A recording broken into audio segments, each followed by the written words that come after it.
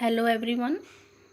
Today's video lecture is based on the complete physics notes which is useful in the competitive exams like railways, that is RRB, SSC and CDS exams. आज हम कुछ important topics discuss करेंगे जो कि useful है कुछ competitive exams में, जैसे कि RRB, that is railways, staff selection exams and CDS exams. Okay, here are some important topics which we are going to discuss. First is the work.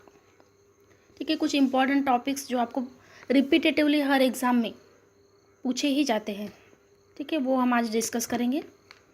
First है work. Work का आपको या तो definition पूछा जाएगा या तो फिर unit. Okay, so work is said to be done if force acting on body is able to actually move it through some distance in the direction of the force. Okay, this is known as the work and its unit or SI unit is the joule. ठीक है, work क्या है? Work मतलब हम कहेंगे कि जब हम किसी बॉडी पे फोर्स अप्लाई करते हैं तो वो बॉडी क्या होती है, मूव होती है थ्रू सम डिस्टेंस, उससे ही हम वर्क कहते हैं. मीन्स कुछ हम एक्सटर्नल फोर्स अप्लाई करेंगे और बॉडी का डिस्प्लेसमेंट होगा, उससे हम कहेंगे वर्क. ठीक है, उसका यूनिट है joule. SI unit joule. SI means, अब जैसे कि you know that there are 4 systems for measuring the units. जैसे कि CGS सिस्टम होता है, MKS सिस्टम होता है. Okay, after that foot pound second FPS system होता है, SI सिस्टम होता है. SI system means international system of unit, means universally accepted, जो पूरे यूनिवर्स में आपको एक्सेप्टेड है. ओके, पूरे यूनिवर्स में आप देखोगे ये यूनिट जो है वर्क का यूनिट जूल ही रहेगा. Okay, another is CGS MKS. CGS means होता है centimetre gram second CGS. MKS means होता है MKS. Okay, that is the metres KG और सेकंड. उसके बाद होता है FPS, फुट पाउंड सेकंड. ठीक है, लास्ट है SI.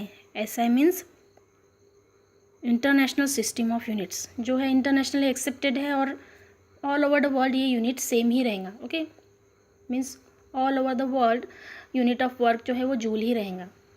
नेक्स्ट टॉपिक जो मोस्टली पूछा जाता है दैट इज़ द एनर्जी. ठीक है, what is mean by the energy? Energy is a scalar quantity and its unit is joule. अब एनर्जी आपको पूछेंगे एनर्जी मीन्स क्या होता है, तो एनर्जी स्केलर क्वांटिटी है. Scalar means which has only the magnitude and vector means which has the magnitude as well as the direction. अब जैसे कि आप बोलोगे मास, किसी का हम वेट पूछते हैं, that should be in the only KGs. अब आप वेट पूछोगे तो आपको बताएंगे कि हमारा वेट है 50 kgs. अब आप ये तो नहीं पूछोगे कौन सी डायरेक्शन में 50 kg है, फॉरवर्ड में, बैकवर्ड में. No, it doesn't have the direction. ठीक है, एनर्जी को कोई डायरेक्शन नहीं होता है, इसलिए वो है स्केलर क्वांटिटी. इसकी सिर्फ एक वैल्यू होती है.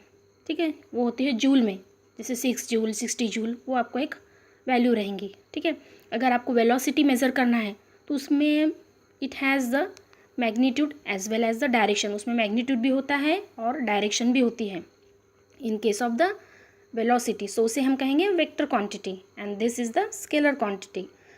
Okay, the sum of all kinds of energies in an isolated systems remains constant in all directions. Okay, constant at all times also. This law is called as law of conservation of the energy.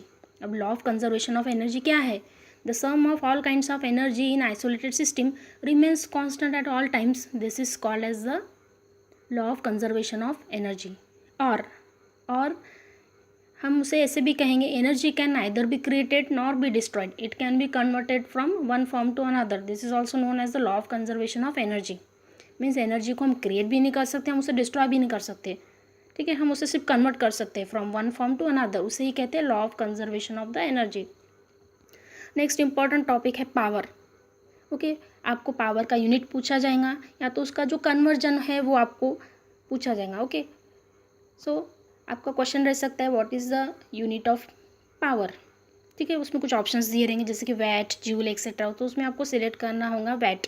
What is the unit of power? That is the watt. और कुछ conversion आपको पूछा जाएगा जैसे कि 1 watt means how many joules. So at that time your answer should be 1 watt hour equal to 3600 joules, or 1 kilowatt hour equal to 3.6 into 10 raised to power 6 joules. Next है horse power, that is also unit of the power. Power को जो हम horse power में भी measure कर सकते हैं. सो 1 horse power means होता है 746 watts. This is also the unit of power. Next important topic which is generally asked in several competitive exams, that is the gravitation. Gravitation जो है ये भी एक इम्पॉर्टेंट टॉपिक है जो आपको मैक्सिमम कॉम्पिटिटिव एग्जाम्स में रिपीटेटिवली पूछा जाता है. Okay, so what is mean by the gravitation. Gravitation means क्या होता है? Every body in the universe attracts other body by force that force is called as the gravitation force. जो भी body universe में है वो अनदर बॉडी को attract करती है बाय द फोर्स, उसे ही हम कहते हैं ग्रेविटेशन फोर्स. जैसे कि आप कोई बॉल ऊपर फेंकते हो, that will come back to earth, वो फिर से नीचे अर्थ पर आके गिरता है. वो जिस फोर्स की वजह से नीचे आता है उसे ही हम कहते हैं gravitation force. Okay, the gravitational force of earth is called the gravity, और उसी ग्रेविटेशनल फोर्स को हम अर्थ की ग्रेविटी कहते हैं. ठीक है. The acceleration produced in body due to the force of gravity is called the acceleration due to gravity. That is denoted by small g. ठीक है. जो एक्सेलरेशन प्रोड्यूस होता है बॉडी में उस ग्रेविटेशनल फोर्स की वजह से, उसे ही कहते हैं एक्सेलरेशन ड्यू टू ग्रेविटी, और उसको हम स्मॉल जी से डिनोट करते हैं. और उसकी वैल्यू जो है वो फिक्स्ड रहेंगे. बट ये वैल्यू फिक्स्ड कहाँ पे रहेंगी? ओनली ऑन द अर्थ. जब आप मून पर जाओगे या अदर प्लैनेट्स पे जाओगे, the value of g should change, तब स्मॉल जी की वैल्यू चेंज रहेंगी. On the earth surface g की वैल्यू जो है small g, that is the acceleration due to gravity, वो हमेशा फिक्स रहेंगी. That value is 9.8 metre per second. वो वैल्यू हमेशा फिक्स रहेंगी, that is 9.8 metre per second. Next is acceleration due to gravity is independent of shape, size, mass of the body. अब acceleration due to gravity means gravitational force जो है वो सभी body पे same ही act होता है, चाहे उसका मास ज़्यादा हो कम हो, साइज़ ज़्यादा हो कम हो, ग्रेविटेशनल फोर्स सेम ही एक्ट होता है. जैसे कि आप बॉल ऊपर फेंकते हो वो भी नीचे ही आता है, या आप एक पेपर ऊपर फेंकते हो तो वो भी नीचे ही आता है. ठीक है. दोनों पे ग्रेविटेशनल फोर्स इक्वली एक्ट होगा. ऐसा नहीं है कि पेपर लाइट वेट है या स्मॉल इन साइज़ है तो वो ऊपर ही रहेगा, बॉल नीचे आएगा. नो, टाइम में डिफरेंस हो सकता है but force should always be same. Okay, next is escape velocity is minimum velocity with which object just crosses the earth's gravitational field and never returns. Escape velocity at the earth's surface is 11.2 kilometre पर second. अब कुछ velocity है उसे कहते हैं accept velocity, उसकी value fix रहती है. ठीक है. एक्सेप वेलोसिटी क्या है? वो एक ऐसी मिनिमम वेलोसिटी है with which object just crosses the earth gravitational field and never return back. अगर किसी की वेलोसिटी एक्सेप्ट वेलोसिटी से मैच हो गई तो वो अर्थ के ग्रेविटेशनल फील्ड को क्रॉस कर सकता है और अर्थ पर फिर से वापस वो ऑब्जेक्ट नहीं आएगा. जैसे हम सैटेलाइट्स या रॉकेट्स जो है वो हम जो है स्काई में भेजते हैं, it will not return back. वो हमारे अर्थ के नियर अबाउट रोटेट होते रहता है. सो उनमें एक वेलोसिटी होती है, उसे ही एस्केप वेलोसिटी कहते हैं. Okay, with that velocity object earth के सरफेस को छोड़कर वो स्पेस में जा सकता है. ठीक है. अगर वो वेलोसिटी मैच होती है विद द एस्केप वेलोसिटी. अब वो एस्केप वेलोसिटी क्या है? Escape velocity at earth surface is 11.2 kilometre पर सेकंड. किसी ऑब्जेक्ट की वेलोसिटी अगर 11.2 किलोमीटर पर सेकंड है while escaping from the earth surface, तो वो क्या कर सकता है? वो कभी रिटर्न बैक नहीं आ सकता है फिर on the earth surface. Okay, ये भी कुछ इंपॉर्टेंट क्वेश्चन आपको रिलेटेड टू ग्रेविटी पूछे जाते हैं. नेक्स्ट है escape velocity at moon surface क्या है? तो उसकी वैल्यू है 2.4 किलोमीटर पर सेकंड. जैसे कि हमने अभी डिस्कस किया, escape velocity on earth surface होती है 11.2 किलोमीटर पर सेकंड, बट मून सरफेस पे that velocity is different. Moon surface पे उसकी वैल्यू डिफरेंट है, वो है 2.4 किलोमीटर पर सेकंड. तो ये भी कुछ इंपॉर्टेंट क्वेश्चंस आपको रिलेटेड टू ग्रेविटी कोई भी एग्जाम में आपको पूछे जा सकते हैं. नेक्स्ट है value of g decreases with height और depth from earth surface. G की वैल्यू जो है वो इंक्रीज या डिक्रीज हो सकती है with the earth surface. Okay, यहाँ पे दिया है g is maximum at the poles, जो हमारे पोल्स है वहाँ पे जी की वैल्यू मैक्सिमम होती है. Okay,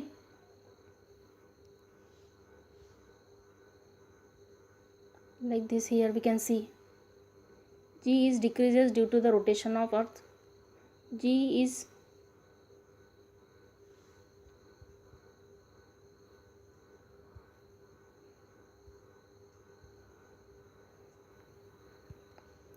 maximum at poles. g की वैल्यू मैक्सिमम कहाँ पे होती है? On the poles. Poles means north and south, दो पोल्स होते हैं. वहाँ पे जी की वैल्यू जो होती है मैक्सिमम होती है. जी की वैल्यू मिनिमम कहाँ होती है? At the equators, means east and west side. Value of g decreases due to rotation of earth. अब वैल्यू ऑफ जी जो है वो डिक्रीज भी होती है with the rotation of the earth. ठीक है.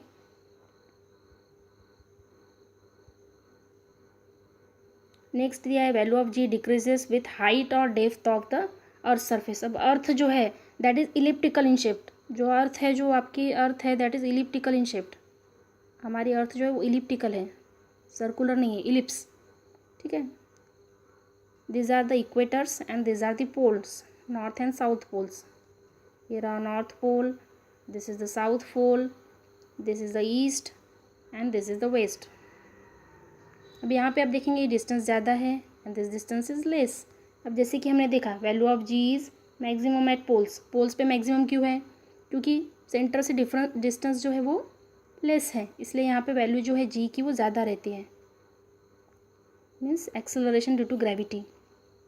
और यहाँ पे जो आप देख रहे हैं on the equator distance is greater from the centre.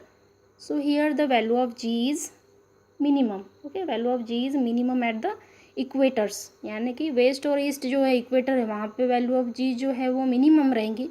और हमारे जो पोल्स है, यहाँ अर्थ के जो पोल्स है नॉर्थ एंड साउथ, वहाँ पे आपको जी की वैल्यू हमेशा मैक्सिमम मिलेंगी. So this is the difference in the value of g due to the distance and also height and depth. Okay. Next दिया है g decreases if angular speed of earth increases. और एक factor है जिससे जी decrease हो सकता है, that is the angular speed. अगर अर्थ की एंगुलर स्पीड इंक्रीज हो गई तो वैल्यू ऑफ जी डिक्रीज होगा. And increases if angular speed of earth is increase. अगर अर्थ की एंगुलर स्पीड इंक्रीज होती है तो वैल्यू ऑफ जी भी इंक्रीज होंगी. नेक्स्ट दिया है acceleration due to gravity at the moon is 1/6 that of earth. अब एक्सेलरेशन ड्यू टू ग्रेविटी जो है वो मून पर कितनी रहती है? 1/6 दैट ऑफ अर्थ. अर्थ की क्या रहती है? 1/6. Here you can see.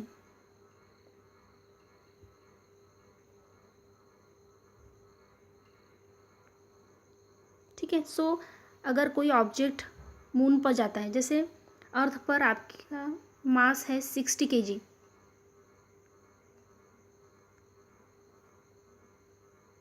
वही पर्सन अगर मून पे जाता है तो उसका वेट हो जाता है 6 kg. वाई?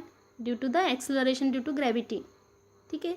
यहाँ पे अगर आपका वेट ऑन द अर्थ है 60 kg, वही पर्सन अगर मून पे जाएगा तो उसका वेट हो जाएगा 6 kg. Why? Because it is the, here we can see it is the 1/6 that of the earth. Okay. So mass also changes because this mass consist of kg and g is the acceleration due to gravity. So weight is also changes on the moon surface. If your weight is on the earth is 60, then at the moon surface your weight will be the 6. Okay. Next is some important questions related to the satellite. Next topic is satellite. अब satellite से related भी कुछ questions आपको exams में पूछे जाते हैं. Okay. Satellite are natural और आर्टिफिशियल बॉडीज़. अब सैटेलाइट्स जो है नेचुरल भी है जो ऑलरेडी नेचर में अवेलेबल है, और आर्टिफिशियल मीन्स जो इसरो या स्पेस ऑर्गेनाइजेशंस जो आर्टिफिशियली क्रिएट करते हैं उसे हम आर्टिफिशियल सैटेलाइट्स कहते हैं. Revolving around the planet under its gravitational force. और ये सैटेलाइट्स जो है हमारे प्लैनेट के राउंड मूव होते हैं बाय द ग्रेविटेशनल फोर्स. किसकी वजह से? By the gravitational force of attraction.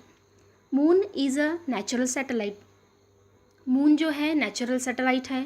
While INSAT B, ये एक सैटेलाइट का नाम है जो कि इसरो या कोई स्पेस ऑर्गेनाइजेशन ने इसे बिल्ड किया है. That is the INSAT B is an artificial satellite. इसे हम आर्टिफिशियल सैटेलाइट कहेंगे जो मैन मेड है. Okay, and moon is the natural, जो नेचुरली अवेलेबल है. The period of revolution of satellite revolving near the surface of earth is 1 hour 24 minutes. जो period of revolution होता है मीन्स जो satellite जिस पीरियड या जितना टाइम लेता है एक रिवॉल्यूशन, एक चक्कर कंप्लीट करने के लिए जितना टाइम लेता है नियर द अर्थ सरफेस, वो है 1 hour 24 minutes. अब कुछ जियो स्टेशनरी सैटेलाइट्स भी होते हैं. जियो stationary satellite revolves around the earth at the height 36,000 kilometres. ठीक है, जो जियो स्टेशनरी सैटेलाइट्स होते हैं वो रिवॉल्व होते हैं around the earth surface at the height of 36,000 kilometres. ये क्वेश्चंस मैक्सिममली एग्जाम में पूछा जाता है. That is the with at the how many eight which height the geo stationery satellites revolve around the अर्थ. तो आपका answer रहेगा 36,000 kilometres. The time period of rotation of Jio stationary satellite is 24 hours. जैसे अर्थ को भी 1 rotation complete करने के लिए 24 hours लगते हैं, जियो स्टेशनरी सैटेलाइट को भी 1 रोटेशन कंप्लीट करने के लिए 24 आवर्स लगते हैं. दैट्स वाई, इसीलिए हम इसे जियो स्टेशनरी सैटेलाइट कहते हैं. Geo means earth, means same as the earth, it is revolving with the same speed as that of the earth rotation period, that is 24 hours. So this is also called as the geostationary satellites. The earth rotates on its axis from west to east. Okay, जो earth rotate होती है about इस axis waste से लेकर east means पश्चिम से पूरब की तरफ. This rotation makes the sun and the stars appear to be moving sky from east to west. वही हमें सन एंड स्टार्स का अपीयरेंस होता है कि वो मूव हो रहे हैं from east to west means opposite हमें अपीयरेंस होता है, एक्सपीरियंस होता है. A geosynchronous satellite is a satellite in geosynchronous orbit with an orbital period the same as the earth's rotation period. ठीक है, सैटेलाइट्स के कुछ और भी टाइप्स है. That is the geosynchronous. Geosynchronous satellite means is the satellite in geosynchronous orbit, जो हमारे earth के जियोसिंक्रोनस ऑर्बिट में रोटेट होगा. Okay, with an orbital period same as the earth rotation period, जो अर्थ के रोटेशन पीरियड से same रहेगा. That is known as the geosynchronous satellite. But maximum जो है आपको जियो स्टेशनरी सैटेलाइट से रिलेटेड ही क्वेश्चंस जो है एग्जामिनेशन में आ सकते हैं. A special case of geosynchronous satellite is the geo stationary satellite. Okay, which has a geostationary orbit, a circular geosynchronous orbit directly above the Earth's equator. Geostationary satellite is used to telecast the TV. Okay, generally जो TV channels जो आपको appear होते हैं that is due to this geostationary satellites. Okay, geostationary satellite is used to telecast the TV programs from one part of world to another. ठीक है, जो आपको TV में जो डिश टीवी या एंटेना से जो आपको सिग्नल्स मिलते हैं, जो चैनल्स विजुअलाइज होते हैं on your TV, so that is due to this geo stationary satellite. जो सिग्नल्स जो आपको मिलते हैं that is due to the geo stationary satellite. Okay, the polar satellites revolve around the earth in polar orbit at height of 800 kilometres. Some polar satellites भी होते हैं जो around the earth surface move होते हैं at the height of 800 kilometres. Time period of this satellite is 84 minute. और ये जो polar satellite का टाइम पीरियड होता है that is the 84 minutes. Next topic we are going to study that is the atomic and nuclear physics. Okay, atomic and nuclear physics में कुछ हम important topic study करेंगे. That is about the rays. ठीक है, cathode rays, X-rays, gamma rays. Okay, this is all related to the atomic and nuclear physics. So first we are going to discuss about the cathode rays. ठीक है, अभी हम cathode rays discuss करेंगे. जिसे आपने chemistry में पढ़ा होगा cathode and anode. Cathode means negative and anode means the positive. So rays also same. Cathode rays means negative rays, anode rays means positive rays. Cathode rays are discovered by sir William Crookes and its properties are. जो cathode rays जो है वो discovered किसने किए? By sir William Crookes. Maximum ये question जो है exam में पूछा जाता है, cathode rays discovered by which scientist. So at that time your answer should be by sir William Crookes. ठीक है, मैक्सिमम एग्जाम में पूछा जाता है कि कैथोड रेज किसने डिस्कवर किए, तब आपका आंसर रहेगा सर विलियम क्रूक. और कैथोड रेज की कुछ प्रॉपर्टीज़ है जो हम आगे डिस्कस करेंगे। Cathode rays travel in straight line, cathode rays जो है वो स्ट्रेट लाइन में ट्रैवल होते हैं। प्रोड्यूसेस फ्लूरोसेंस, क्या करते हैं, फ्लूरोसेंस प्रोड्यूस करते हैं, ठीक है। Can penetrate through thin foils and metal and deflected by both electric and magnetic field. Cathode rays जब आप इलेक्ट्रिक फील्ड में रखते हो या मैग्नेटिक फील्ड में रखते हो तो वो डिफ्लेक्ट होते हैं, यानी कि मूव होते हैं या टर्न होते हैं, और पेनिट्रेट होते हैं थ्रू द मेटल, मेटल में से भी वो पार हो सकते हैं, ठीक है, या इस साइड से उस साइड जा सकते हैं, तो उसे हम कहेंगे पेनिट्रेशन पावर, ठीक है। Cathode rays have velocity ranging 1/30th to 1/10th of velocity of light. जो कैथोड रेज की जो वेलोसिटी है वो रेंज करती है by 1/30th to 1/10th of velocity of light. Velocity of light होती है 3 × 10⁸ metre per second, okay. So we are going to discuss now, next topic is the, after this cathode rays we are going to discuss the positive or canal rays, okay. These rays were, this positive or canal rays were discovered by Goldstein, okay. Positive या canal raise जो है वो discovered की है by scientist Goldstein. Next, the positive raise consist of positively charge particles. जैसे कि हमने देखा कैथोड रेज जो है that contents negatively charge particles, और ये जो पॉजिटिव रेज है इसमें पॉजिटिवली चार्ज पार्टिकल कंसिस्ट रहेंगे। This raise travel in straight line, cathode rays भी स्ट्रेट लाइन में ट्रैवल होते हैं। This positive raise also travel in straight line. This rays also deflected by electric magnetic field, positive rays भी electric और magnetic field में deflect होते हैं। These rays can produce ionization in gases. Positive rays से हम ionisation कर सकते हैं। आयोनाइजेशन मीन्स आयंस, आयंस जो रहते हैं पॉजिटिव निगेटिव आयंस हम क्रिएट कर सकते हैं। नेक्स्ट है X rays, okay. X rays are well known to everyone, X rays आप सभी जानते हैं, ओके। जैसे हॉस्पिटल में आप जाते हैं आपको एक्सरे करने के लिए कहते हैं of your damage part of body, so that rays are the X rays. X-rays are electromagnetic waves with wavelength range from 0.1 angstrom unit to 100 angstrom unit.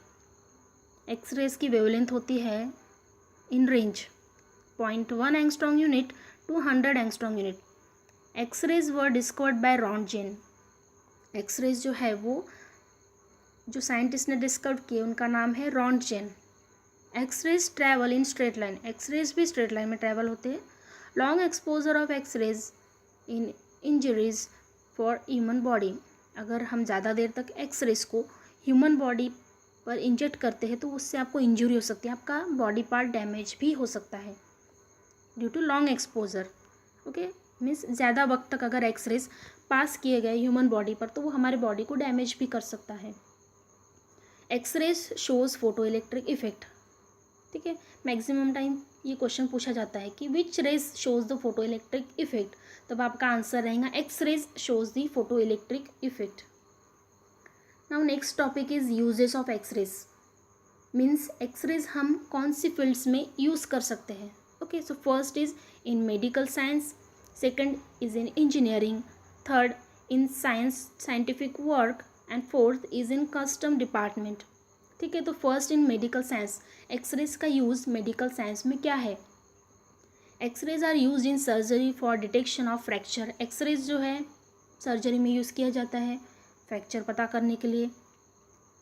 Next is deceased organs, जो organ में disease है उसे पता करने के लिए use किया जाता है।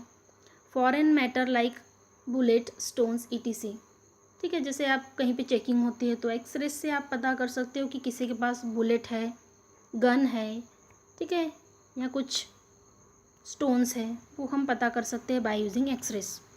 जो एयरपोर्ट पे चेकिंग होती है at that time the X rays are use to detect whether the person is carrying with him the gun, bullet और etcetera. They are also use in treatment of cancer and skin diseases, cancer और skin disease के treatment के लिए भी X rays use होते हैं। Next, X rays का use in engineering field, engineering field में हम एक्सरेज कैसे यूज़ कर सकते हैं। X rays are used in detecting faults and cracks and gas pockets in finished metal products in heavy metal sheets. X ray से हम डिटेक्ट कर सकते हैं कि फॉल्ट है या कुछ फ्लॉज है मेटल प्रोडक्ट्स में, ठीक है। मेटल के जो प्रोडक्ट बनाते हैं उसमें अगर कुछ फॉल्ट्स हैं या कुछ क्रैक्स आ रहे हैं तो हम एक्सरे से हम डिटेक्ट कर सकते हैं। नेक्स्ट है in scientific work, X rays are used in studying crystal structure. अगर हमें क्रिस्टल का स्ट्रक्चर स्टडी करना है, जैसे कि केमिस्ट्री में हम स्टडी करते हैं BCC, FCC, then SC, body centre cubic, face centre cubic, simple cubic, जो भी स्ट्रक्चर है क्रिस्टल का वो हमें स्टडी करना है। जैसे कि स्ट्रक्चर जो है क्रिस्टल का क्रिस्टलाइन है या एमॉर्फस है। क्रिस्टलाइन मीन्स जो हम क्रिस्टल जो है वो क्रिस्टलाइन फॉर्म में है, सॉलिड फॉर्म में है या पाउडर फॉर्म में है, वो हम डिटरमाइन कर सकते हैं by using X rays. Next in custom department, अब X rays are used in custom department for detection of ban materials kept hidden. जैसे कि हमने अभी बताया कुछ मटेरियल्स बैन है, जैसे कि गन एक्सेट्रा, अगर वो बैन है तो वो हिडन कहीं पे छुपा के रखा है तो वो देखने के लिए भी हम एक्सरेज का यूज़ कर सकते हैं। Okay, so next topic is radio activity. Radio activity पर भी आपको काफ़ी क्वेश्चन पूछे जाते हैं। रेडियो एक्टिविटी में आएगा न्यूक्लियर फिजन, न्यूक्लियर फ्यूज़न, वो भी आपको पूछे जा सकते हैं। Okay, so radio activity was discovered by Henri Becquerel and Madam Curie and Pierre Curie. तो आपको ये पूछा जा सकता है कि रेडियो एक्टिविटी किसने डिस्कवर किया, तो एट दैट टाइम आपको कुछ ऑप्शंस रहेंगे, जैसे कि ठीक है, तो उनमें से आपका आंसर रहेगा Henri Becquerel, Madam Curie and Pierre Curie, for which they jointly won Nobel prize. और इसी एक्सपेरिमेंट या इसी डिस्कवरी के लिए इन्हें नोबेल प्राइज़ भी मिल चुका है for the detection of the radio activity. अब nuclear fission and nuclear fusion क्या है? Nuclear fission is the process of splitting heavy unstable nucleus into 2 lighter nuclei.